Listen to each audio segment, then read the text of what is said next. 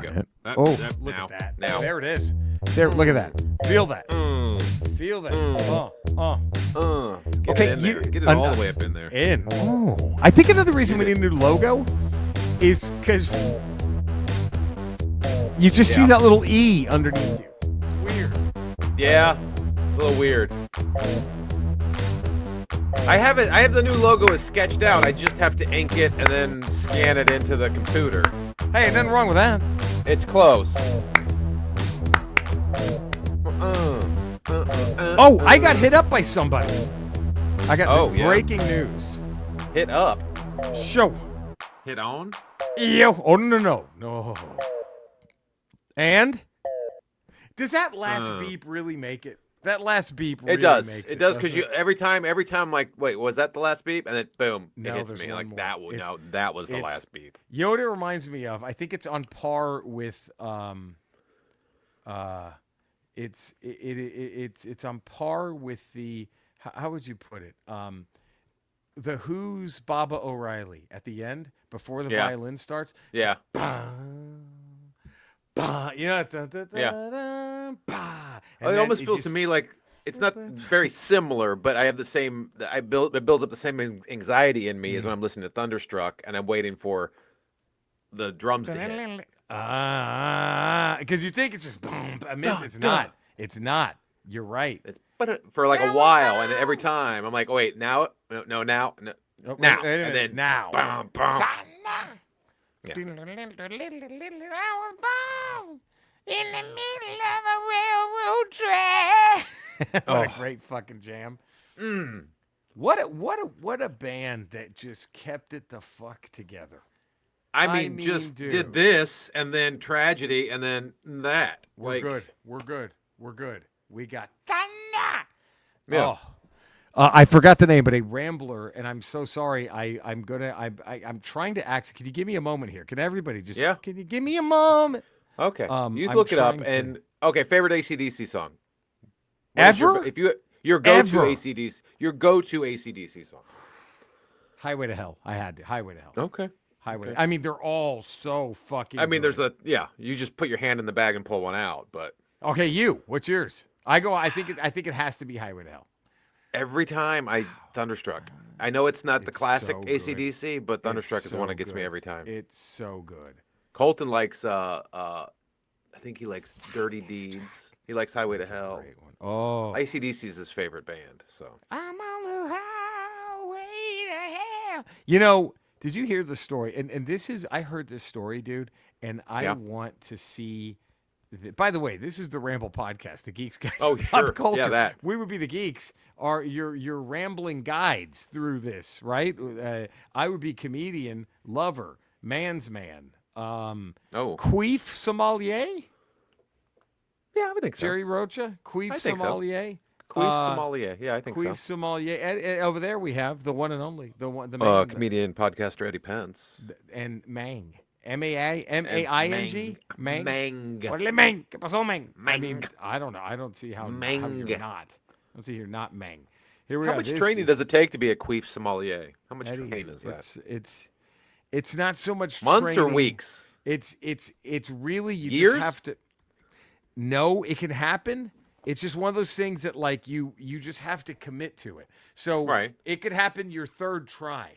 It might take your 100th, right? Right. But you just have to commit to it, and then the problem is you lose so much of your personal life. There's so many things you have to sacrifice. Imagine. It's a lot of very time intensive. It's painful, man. It's like, well, I guess I'm not. But like, when did you finally not get nervous before being a sommelier of a queef? Eddie, look, this is going to come across. Like, when did the butterflies go away? Was it the 5th queef, the 12th queef, the 100th queef? Eddie, this is going to come across I apologize again because so condescending, okay? Yeah. You never get nervous. Yeah, I mean, you always have to get you always have to get nervous. I mean, always, but it's like any athlete that getting ready to go, you always got butterflies in the locker room. You need to have a little bit of that nervous energy, and then then the queefing. And now I found it. Ron Clift. Rambler Ron Clift. I guess if you don't get nervous, that's when you walk away from the queefs. That you're done. Why are you queefing? You're done. Why are you sommelier and queefing? Why are you sniffing a queef? Ron Cliff. Lift. Cliff just said, "Hey Jerry, where can I get a copy of the Ramble podcast theme music to try and come up with lyrics? Thanks." Ooh, see? So that's a someone Rambler has trying. answered the challenge. Putting Also, the effort in. Subscribe to the Ramble, 5-star rating, positive text review. Although if you don't do those things, we're gonna have to just assume you're a chump.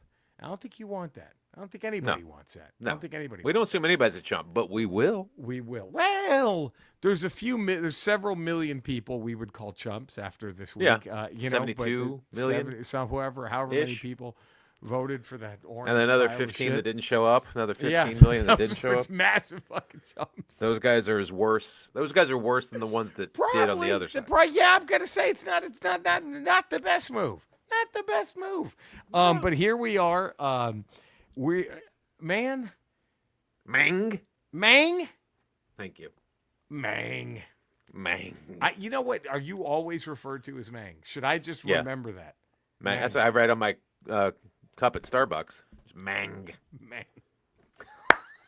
Is that the Ramble Challenge? Mang. Is that the Ramble Challenge? Do we dare any listeners go to Starbucks? The next time you go to Starbucks and order a drink, they say, "Can I say Mang?" and then see what they write. Right. And then take a picture and send it back. Does anyone get it right, or do they go pro wrestling and just do MENG? What will it Mang. be? Or do they do the right way? You gotta say it that way. MAING. Mang. Yeah. Mang. You gotta say it the right way. You gotta go Mang. What's up? You have to Tony Montana that. Mang. What's up, Mang? What's up, Mang? Mang. What's up, Mang? Mang. You have to. Can I get your name? Mang. Mang. Who's this for, Mang? Dude, it's all right. So, are you excited about the Simon? What's his fucking name? Klingon? Cowell? Simon Cowell? What if it was Simon Cowell? Would you be as excited? Is that better? I would be very excited if Simon Cowell took over Star Wars. To see how fucking insanely shitty that would be. Simon Kinberg. He's done a lot of stuff. He's worked on Burks? He's worked on Deadpool. He's worked on Logan. He worked on some of the X-Men movies. Right? You could say. Can I give you? Do you want the good news or the bad news? Give me the bad news first, because I need an upper at the end. He didn't work on Age of Apocalypse, did he?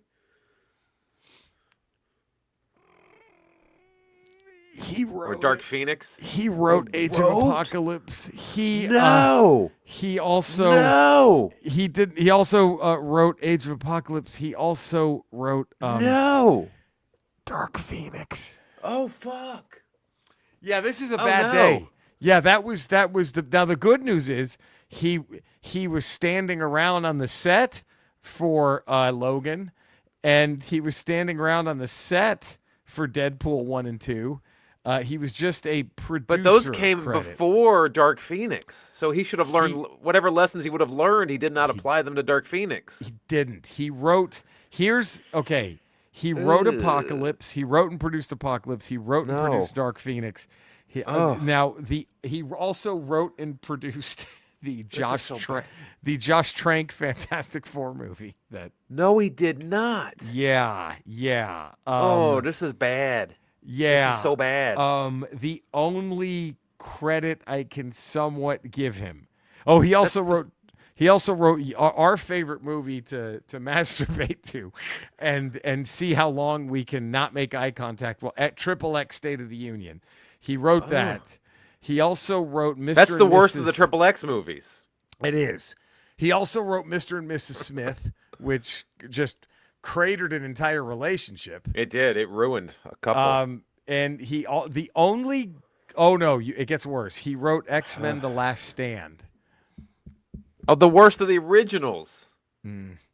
He wrote the worst. He wrote the worst of the original X-Men movies. He wrote the two worst of the later prequel X-Men movies. Yes. He wrote the movie Jumper, which I never saw, with Hayden Christensen. That wasn't a bad movie. That wasn't a bad movie. I'm telling you, the only one I like Jumper. It bombed, but I like that movie. The only one I'm okay with, he did write Days of Future Past. Oh, okay. So there is a nugget. There's a kernel of hope in there, right? In that log of shit, there's one kernel of hope.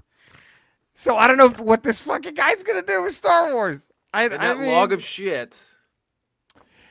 Does it make it up to you, or does it make it worse if in his Star Wars trilogy he takes a page out of Dark Phoenix and has someone use the Force to make a guy in a wheelchair walk up steps?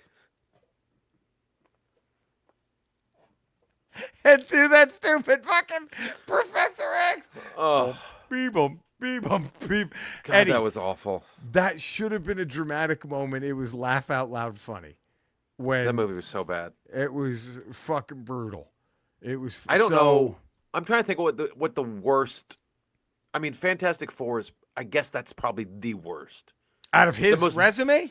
Of his resume, of what he did to superhero movies, Fantastic Four has to be the worst one, right? That's the most bastardized version of a superhero IP. It's I don't know what else. Right? Out of all though. More so than as bad as Age of Apocalypse and Dark Phoenix were. We're talking about the movies he's written, correct? Fantastic Four has to be. Yeah.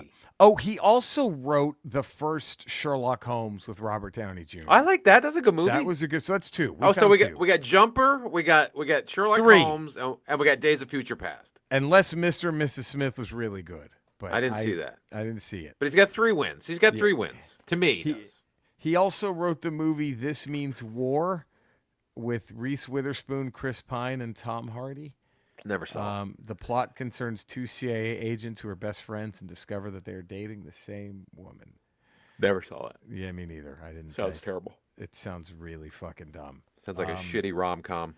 A little bit. But yeah, what he wrote that gives me credit with hope is X-Men Days of Future Past. That's a great film. That's a great movie. Sherlock That's one of my all-time favorites. And Jumper. So he was involved. But then he had to wait after Days of Future Past. He sat there for 2 years. Said, you know what? X-Men Apocalypse. I got it. Well, dude, I never later, one of my all-time favorite in end credit scenes is in After Days of Future Past. Yes. When they're at and you see the desert and you see the pyramids and Sabah, and Sabah, and you see him on his horse on the sand, and you're like, fucking apocalypse. I was like, and there was 4 horsemen with him, weren't there? Yes. Yep. I was like, fuck. I was so fucking excited. So pumped. I mean, the movie was ass, but that was one of the best all-time end credit scenes. And the end of First Class, wasn't that the one? No, which is the one where Wolverine's at the airport? The Wolverine. That was a great ending too. No, when he goes through the metal detector and everyone freezes, and then you're like, "Oh fuck!" And then X and then Professor X wheels up. You're like, "Fucking Xavier!" With Magneto. But just this shit, like that was the best thing when he goes through the metal counter and just everyone freezes. And you're like, "Fuck!" Now, I will say, I don't remember what the end credit scene in X-Men First Class was, or was there one? I don't know if there was one. I mean, but Days of Future Past was so good. That's a great film. The Quicksilver scene with the Jim Croce. If I could That's how you handle Speed Force in superhero movies. Yes. And I saw the clip of that in Apocalypse, and that was the only good thing I saw was the sweet dreams are made of these. Not fucking whatever they did in Zack Snyder's verse where he's like, ooh. Oh, that was so bad. The fucking... so hurt. Bad. That hurt. But I remember being at the Comic-Con. Yeah. That was the same Comic-Con where Hugh Jackman was dressed as Wolverine walking around. Right. And I saw him and didn't say a fucking word like an idiot because I thought it was just a really good cosplayer. Yeah. And then that was when I fucking miracle. Look, I'm going to take all the credit for this because my ex, the person I was dating at the time, was like a giant fan of the Hunger Games. I told you the story, right? Yeah. That's how you got into Hall H. She was an adult. Yeah. Red flag. That's on me. She was a fucking adult. You're fucking. Huge. That was like. Why you date a Twilight fan? Hunger Games. You're an adult and you're reading. Do you want me to go? You want me to go get you a fucking Wind in the Willows poster? What the fuck's the matter with you? Fucking him to get you a Paw Patrol fan. Yeah, massive Paw Patrol fan. Big Paw Patrol person. An adult, mind you. An adult. It's so I was like, and so I just walked over to the New Line Cinema table, And I was like, do y'all have any Hunger Games thing out? Because she was like, I'm my anxiety. Go ask. I'm like, fuck, I had to do everything, right? And it was phony anxiety. You know, to the people who have anxiety, my heart goes out to you. This motherfucker faked it 24/7. Just to get people to do shit for her. Right. So I go and I get that. I was like, do y'all have any Hunger Games shit? And this lady, just a woman, just standing there. She's like, "Were you a Hunger Games fan?" And I thought she was judging. I'm like, "Fuck no." I didn't. I'm like, "Well, no, my girlfriend." And then she was like, "Was she 8?" You know, I was like, "Now I'm worried. Like, fuck, are they gonna fucking? Are you a pedophile? They're gonna call the FBI on me. Like, what? You must be a Christian youth minister. You know, like I was like, none to do. Republican? Okay. You're a Republican. I knew it. Yeah, but I bet you're gonna blame drag queens for the shit you do, aren't you? Yeah. I bet every time you say it was a drag queen, guess who's actually diddling them kids? It's you fucking Republicans. But anyway, so I was like, and it's funny, every time they bust one of these, every time they bust one of these fucking Christian Republican pedos, they all look like how Foghorn Leghorn would look if he were a real person and not a rooster. But anyway, so I'm like, I go up and I'm like, hey, do you have any hungers? You hungry? I'm like, no, my girlfriend is. She goes, well, we've been sitting here all day hoping we'd find someone dressed as Katniss. And I'm like, who the fuck's Katniss? Who's Katniss? You know, and I was like, and nothing. So we're supposed like to Tigra? Yes, a Tigra. Right. Yeah, she a fucking Thundercat. We're supposed to give Hall H passes to the biggest Hunger Games fan we see. You're the only person that's come up. Here you go. Did you go because this is Hunger Games? Because it's Hunger Games. You ain't going to find one, lady. I was like, shit. What else you look at? Anything else you're giving away for Hunger Games? Because I'll just take all that shit. You got a car back there? You're giving away a new fucking Ford? Because I'll take that motherfucker too. But like, you ain't going to find anybody who's into this shit. It's the fucking Hunger Games, man. Who gives a fuck about this stupid fucking rip-off Battle Royale bullshit? Anyway, so she goes, we were with Subway. They were having a promotion with Subway, Eat Fresh. Okay. Right. So, all my heart, And I think they were like, how do we clean up this just Jared shit? I know. we'll get someone Hall H passes. And so, Hunger Game fan, Hall H passes. And they also gave us free sub sandwiches. They give us coupons to take to the closest Subway to Comic-Con. And you've been there. There's like 14 Subways all right, know. And so I was like, holy shit. She's like, did you get any hunger? I got you a poster, and we're going to fucking Hall H to see the Hunger Games presentation. And so it's gonna we're gonna be in the presentation because there's no one there. We get to present it. Do you mind explaining to everybody what this is since you've read this stupid shit? And by everybody, I mean me, because no one else is gonna be there.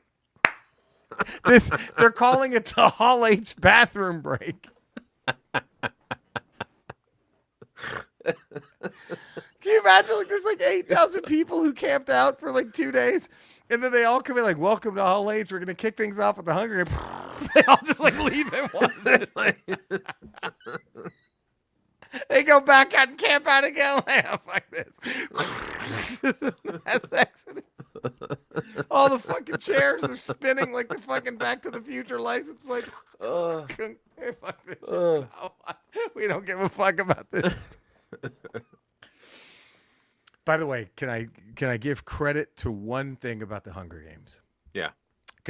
Because of this relationship, I had to see the two films of the trilogy or whatever. Okay. Jennifer Lawrence is incredible in the second movie. She's good. She's good in every. She's a great actress. Yeah. But in the second movie, there was one scene I was like, should she be nominated for this stupid thing? Because that's how good she was.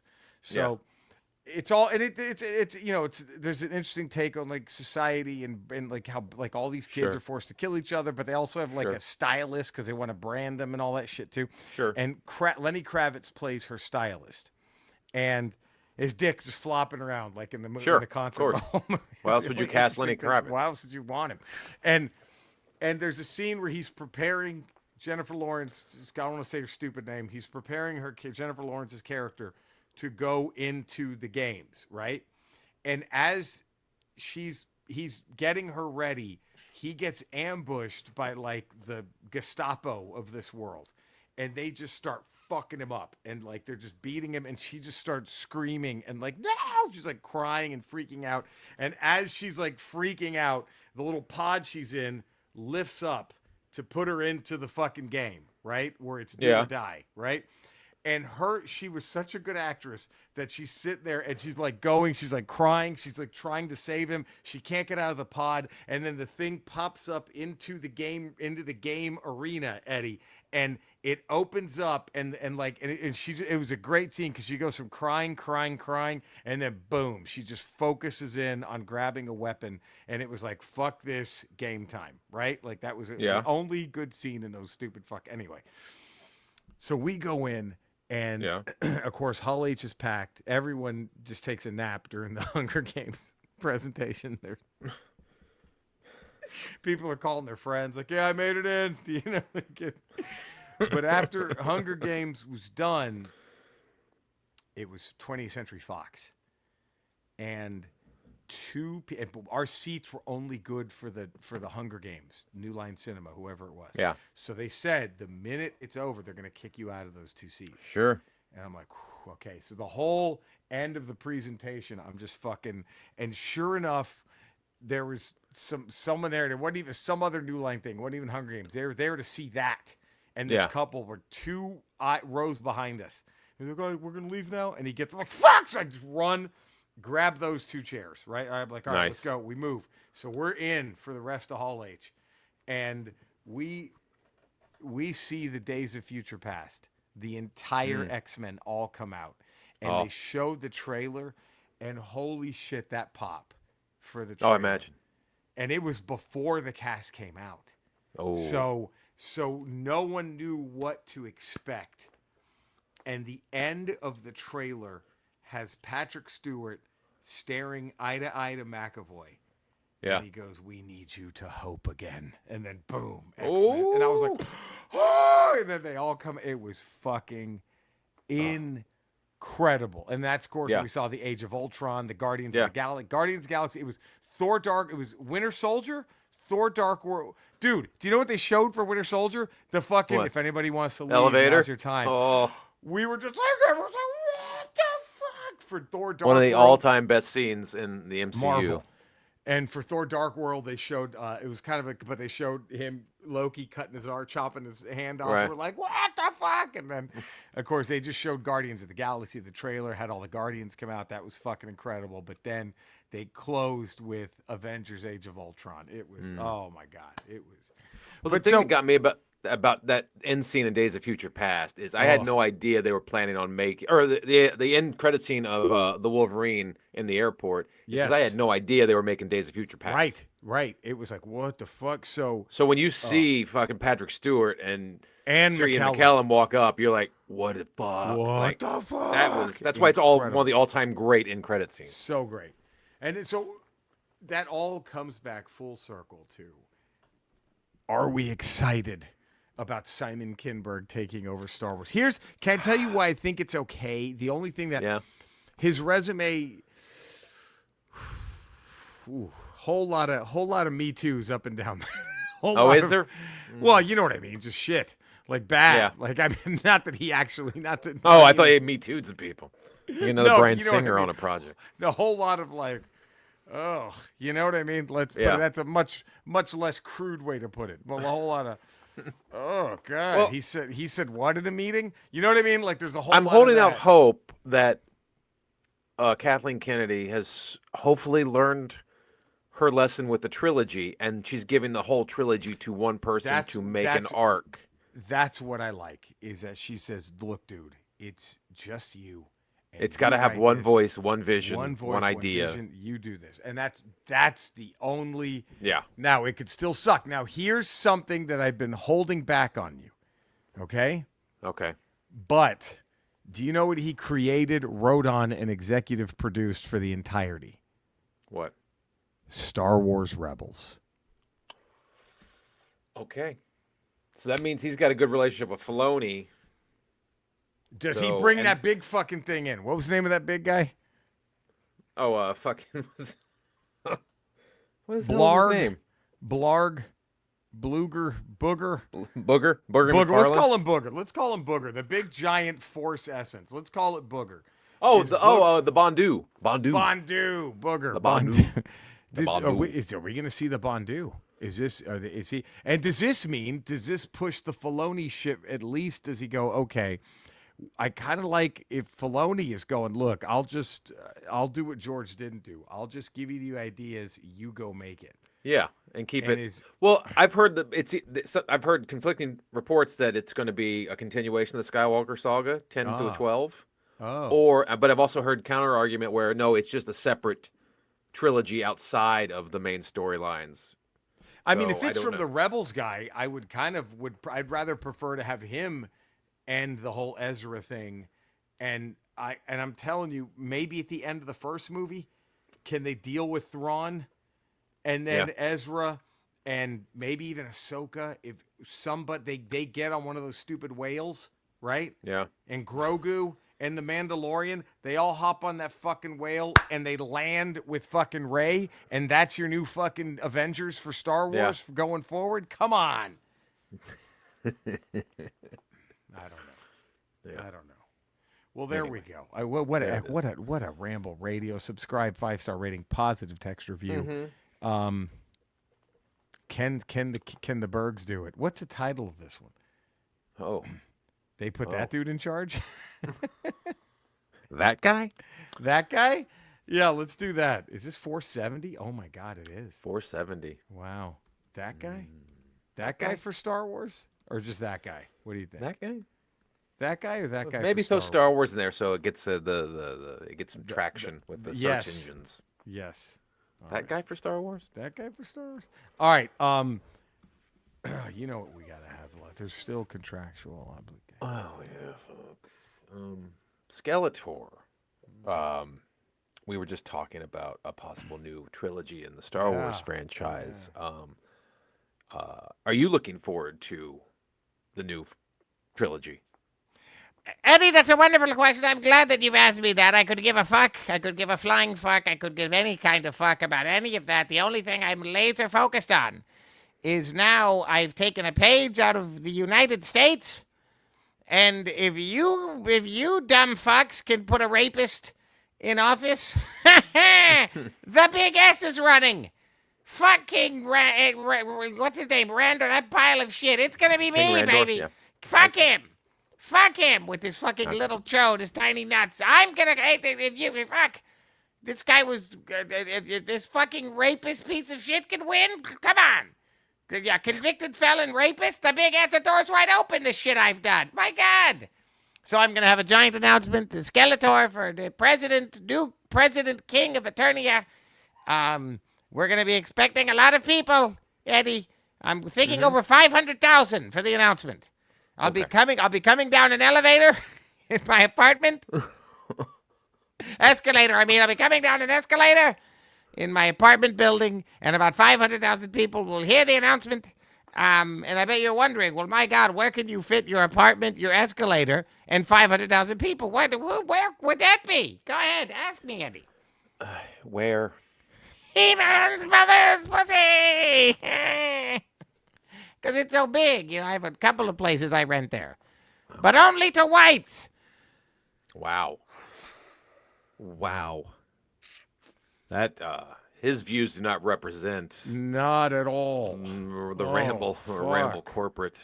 And sadly, they represented 70 million people here in our country, sadly, but not us. Fuck that. Wow.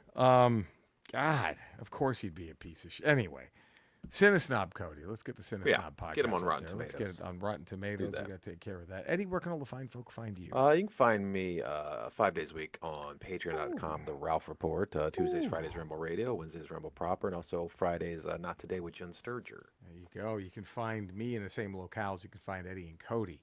Also, I'm streaming video games most nights of the week. Retro Rocha on Kick and Twitch. Just my name on YouTube. Subscribe to all of our shit. Love all of our shit. Please do it. Until next week. Have a fantastic fucking weekend, everybody. Yeah, man. Stay safe. Mangs? All you Mangs, we love you all. Too early. No, there it is. There we go. All the Mangs. Mang. So we're gonna have to give the Kins, Burks, Kins, Burks, Burks, Kins, Burks. We gotta give him a chance. He needs a shot. He asked for the challenge. He accepted the challenge. A lot of poop up and down the resume, but there's some bright spots too. Yeah. There's some diamonds in the shit. Days of Future Past, man. That was fucking great. That was fantastic. And Rebels is one of the all-time great Star Wars series. And he was bout it with that. And he was all about it. I mean, there's that. So. You never know. No. Okay, here it comes.